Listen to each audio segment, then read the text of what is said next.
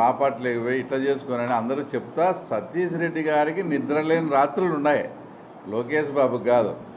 ఆయన ఇంకోటి ఏదో తీవ్ర పరిణామాలు ఉన్నాయంటే ఏదన్నా భౌతిక దాడులు అనుకొని ఆయన ఏదంటే అది మాట్లాడినాడు. మా దృష్టిలో తీవ్ర పరిణామాలంటే లోకేష్ బాబు గారిని కూడా మొన్న ఇంకా నేను ఆ మాటలు కూడా అనకూడదు, లోఫరు గీఫర్ అని కూడా మాట్లాడడం జరిగింది. అలాంటి మాటలు మాట్లాడినప్పుడు చాలా తీవ్ర పరిణామాలు ఉంటాయి అని చెప్పినాం. తీవ్ర పరిణామాలంటే భౌతిక దాడులు కాదు, ఇట్లే మాట్లాడితే నీ ఇంటి దగ్గరికి వస్తాం, ధర్నా చేస్తాం, ఇలాంటివి.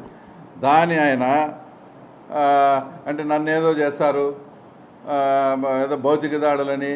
అసలు నిన్ను చేయాల్సిన పని ఏమి నాకు అర్థం కాలే. నువ్వు చొక్కా ఎప్పుకొని వేంపల్లి అడ్డరోడ్లో మంచం మీద పండుకో, తెల్లవారుదలు నీ జోలికి ఎవడన్నా వచ్చి అప్పుడు అడుగు. దానికి నీ ప్రాణానికి మాది హామీ. ఎందుకంటే నీకు థ్రెట్ ఉండేది నీకు వైఎస్ కుటుంబంతో. నువ్వు యాక్టివ్ పాలిటిక్స్లో ఉన్నప్పుడు డిఎన్ రెడ్డి గారు అప్పటి మాజీ ఎంపీ ఇంటి దగ్గర నుంచి వస్తా అంటే ఒక పిన్ బాంబు కూడా నీ దాని మీద వేసినారు, నీకు అది కూడా గుర్తుండాలా. అట్లా నీకు వైఎస్ కుటుంబంతో థ్రెట్ ఉంది. నువ్వు ఈరోజు నీకు ఇష్టం లేకనో సరెండర్ అయ్యో నువ్వు వాళ్ళ దగ్గరికే పోయినప్పుడు, నువ్వు వైఎస్ వాళ్ళతోనే కలిసిపోయినప్పుడు ఇంకా ఆ తర్వాత నీకు థ్రెట్ ఎక్కడుందో నాకు అర్థం కాలే. నీకు ఉండేదే వైఎస్ఆర్తో థ్రెట్, వాళ్ళతోనే కలిసిపోయినాక నీకు థ్రెట్ ఎక్కడుంది ఇంకా. కాబట్టి నువ్వు ఎక్కడ ఏమి తిరిగినా కూడా నీ జోలికి వచ్చేవాడు కూడా లేదని చెప్తూ, తర్వాత నాకు చావు అనేది ఎదురై వస్తే మీసం మెలేసి ఈ రాజమౌళి డైలాగులు ఇవన్నీ సినిమాల్లో బాగుంటాయి. దాని గురించి కూడా వస్తాను. వేలుపులలో ఆ రోజు సంఘటన జరిగిన రోజు మొత్తం అంతా అక్కడ ఫైరింగ్ జరిగిన తర్వాత వాళ్ళు నిన్ను అటాక్ చేస్తే ఈ మీసము చిరునవ్వు ఏమైనా ఆన్నే ఉండాల్సింది. నీ వెహికల్ ఎక్కి పారిపోతే వైఎస్ భాస్కర్ రెడ్డి ఇంకా శంకర్ రెడ్డి వాళ్ళు నిన్ను వెంటాడితే నువ్వు ఆదరాబాదరగా ఫోన్ చేస్తే చంద్రబాబు నాయుడు గారు అప్పుడు డీజీపీతో మాట్లాడి మా సతీష్ రెడ్డి ప్రాణాలతో చాలా ఇబ్బందుల పరిస్థితిలో ఉన్నాడు, మీరు అర్జెంటుగా పోండి అని చెప్తే అప్పుడు ఒక డిఎస్పీ వచ్చి ఈయన ఎక్కడో గుట్టల్లో నక్కి దాక్కుంటే ఆ రోజు డిఎస్పీ వచ్చి ఈయనను స్టేషన్కి పిలిచకొచ్చినాడు. అలా అనేక సందర్భాల్లో ఆ రోజు చంద్రబాబు నాయుడు గారు కానీ యాక్టివ్గా ఆ ఫోన్లు చేసి నాకు రియాక్ట్ కాకపోతే నన్ను 100% వాళ్ళు చంపేసి ఉండేవాళ్ళని మాతో అనేక సందర్భాల్లో ఆయనే చెప్పినాడు. మళ్ళా అంత నువ్వు చావు ఎదురొచ్చి ఆయనే నిలబడి మీ సందిప్తా చిరునవ్వుతో ఆహ్వానించాల్సింది, ఎందుకు పారిపోయినావు? ఈ డైలాగులన్నీ ఏం నువ్వు మాకు తెలియదా?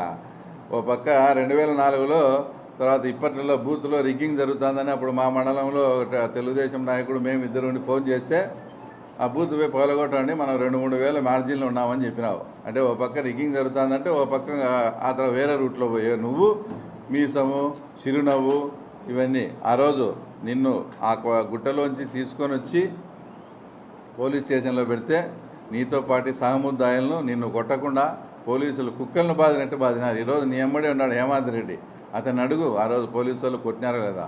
లాస్ట్కు మిమ్మల్ని వాయిదాకు తీసుకొస్తే పులివెందులకు వాయిదా నుంచి మళ్ళీ సబ్ జైలుకు పోయేదానికి మధ్య గ్యాప్లో మీరు బిర్యానీ అడిగినారని పార్సల్ మీకు బిర్యానీ చేస్తే అప్పుడు మీకు ఎస్కార్ట్గా ఉండే పోలీసులను కూడా సస్పెండ్ చేశారు రాజశేఖర గవర్నమెంట్ జగన్ సిఫారసుతో. నువ్వు అవన్నీ మర్చిపోయి నువ్వు మళ్ళా వాళ్ళ గురించి మాట్లాడతావు, మీసమంటావు, ఆ తర్వాత మెలేషం అంటావు, ఆ తర్వాత ఇవన్నీ. ఒకటి సూటిగా చెప్తాను సతీష్ రెడ్డి గారికి, ఎందుకంటే ఇదేమి సీరియల్ ఎపిసోడ్ మాదిరి వద్దు. 2 ప్రశ్నలు అడుగుతాం, దానికి నువ్వు సూటిగా సమాధానం చెప్తే తర్వాత అంతవరకు నేను నీ మీద మాట్లాడిన కూడా మాట్లాడను.